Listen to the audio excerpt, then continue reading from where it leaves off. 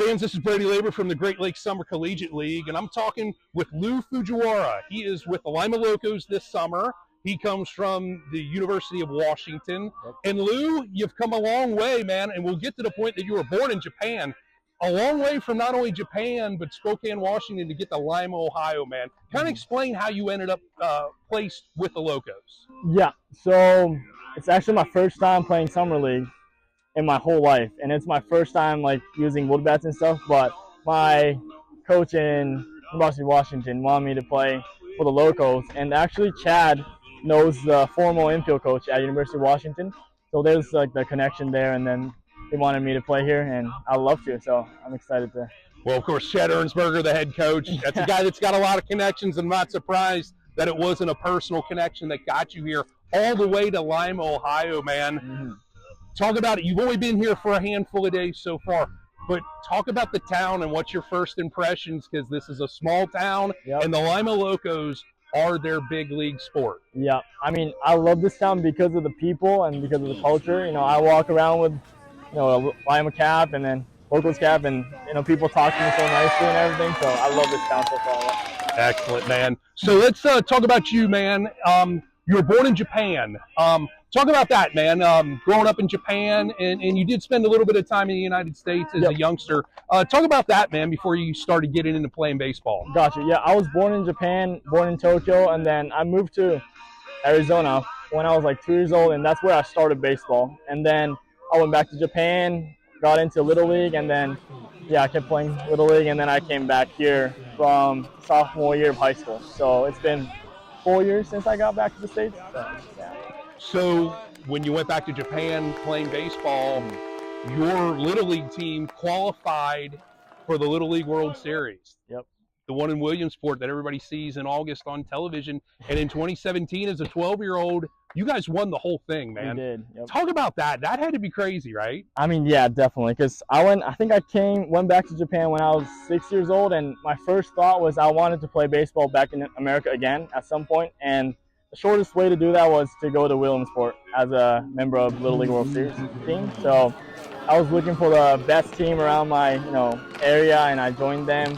We played together, same guys since like second grade to all the way up to seventh grade, and you know, we won 11 games in Japan, and then we got to the Pennsylvania, and we won the whole thing. That was like one of my best moments of my life, for sure. Yeah. So how did you guys qualify to get to Williamsport? Because I think people do understand in the States how it's done. You know, how is it for you guys in Japan, just as an example? Yeah, so we don't do all-star teams from the city. We just do, you know, just local teams by itself, and then we play Tokyo tournament, which is like the regional or a little smaller than that, and then we got the All Japan tournament, which is probably 5 games, and then the Tokyo tournament is like 6 games, so like 11 games each, and then if you win the whole thing, you go to the Pennsylvania. So yeah, that's how it works, kind of. And then once you got there, again, another process that takes a week to 10 days or 2 weeks, man. Just talk about that run you guys made to get into that championship bracket and then ultimately win it all. Yeah, I mean, yeah, so it was, the whole tournament was like about 3 weeks, I'll say. Okay. We played like 5 games. One of the toughest games was against Korea, you know. And actually, the fun part was we had a scrimmage against the Korea team back in Japan, and we knew those guys real well. We were friends, and then we got to play them in Williamsport, and yeah, that was a great game. And then we went to the championship game. We played Texas, and we mercied them 12-2, which was not good for the TV because, you know, it's a business, but yeah. People hated it, but yeah, we just worked hard for it, so we got to do what we got to do. So you're Americanized to realize that it is a business even for 12-year-olds. I love that, man. And you speak great English for somebody that's your second language, so, you know, congratulations on that. I know it's not easy. It's my only language, and I struggle with it at times. But to get back to the point, let's go back to Williamsport one last time. I believe that was the first year that a Major League Baseball game was scheduled to be played there in the area, and you guys got to be a part of that. I guess not just your team, but I guess all of the Little League teams. Talk about that, man. That had to be crazy to be watching guys, you know, that have accomplished the ultimate dream, right? Yeah, that was crazy. I mean, I remember like Josh Bell, which is a switch hitter. I've talked to him. I got like autographs from him, and we got to talk to all these, you know, dream players. So that was just one of the greatest experience ever. Man. Right. So growing up, man, in Japan, Who was your favorite baseball player? Did you follow the Japanese league guys? Did you follow Major League? I know Korea, we found out in the pandemic, has a pretty good league because those games were airing, you know, at like 5 o'clock in the morning here in the States. Right. I'd wake up that stuff. So who were your heroes growing up? It was actually Derek Jeter. That's why I wear number 2. Yeah. And yeah, he's always been my, favorite player, even after he retired. He's my guy. So you came to the States in high school to play. You were in Orange County. How do you say your school? J. Sarah Catholic. J. Sarah Catholic. I saw that and knew I needed to ask. Probably should have done it before the interview. But either way, I told you it was a conversation. But that's in Orange County, man. And I believe at the time, Ohtani was still with the Angels, right? Yes, I got to see. He had to be a big influence on you as well. That's definitely true. Yeah, I mean, I went to watch his game so many times with my teammates, and it was so lucky to have that experience and watch the best player from Japan, definitely, and quite possibly the best player in the history. So that was amazing. Yeah. And while you were in high school, you lived with a host family, like you're doing now here in Lima. Talk about that. How did that get put together? And obviously your parents had to be on board with that stuff because they stayed in Japan. Yep, they did. Yep, my family stayed in Japan, and my school had like a big international student community. So they had this company who finds the host family for the international students, and that's how I find my host families. And they were really nice. They took care of me. They drove me everywhere.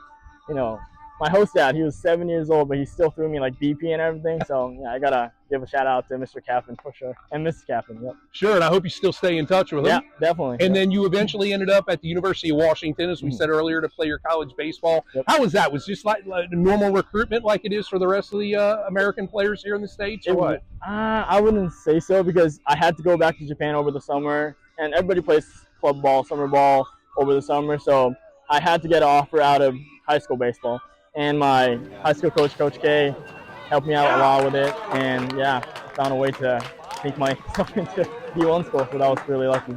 Right. So then you were able to get admitted to school, which, and now you're a student. And how many years? 1 or 2 seasons have you been there at Washington? Just 1. Just the 1? Okay. So talk about that. That had to be a big transition for any baseball player to play on the collegiate level, especially in a power conference in Division I. But especially for a guy like yourself, man, who, is coming from a new country, man. Just talk about the transition you needed to make. Yeah, I mean, it was a big transition because, different culture, different weather, everything. But, I mean, I was blessed enough to have great teammates, great coaches.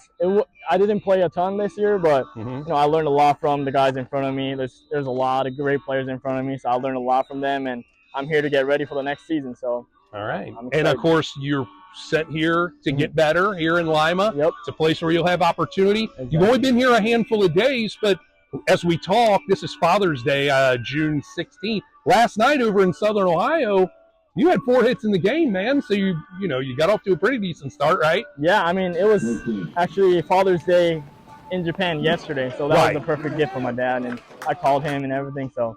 Yep. Excellent. So what are the things the coaching staff at Washington told you that you needed to work on here in Lima in the summer in order for you to have a chance to get on the field for them next, the coming fall and then into the spring? Yeah, I mean, I didn't have a lot of experience last season, so they wanted me to play a lot of games, and then focus on, getting better at hitting, pretty much everything, fielding, hitting, and everything. But yeah, I'm working on a lot of stuff right now. So excellent, man. Well, hopefully things work out for you, man. Congratulations on all your past success. Good luck in the future. Lou Fujiwara, man, Lima Locos. Welcome to Lima, Ohio in the Great Lakes Summer Collegiate League. Appreciate it. Thank you. Right there.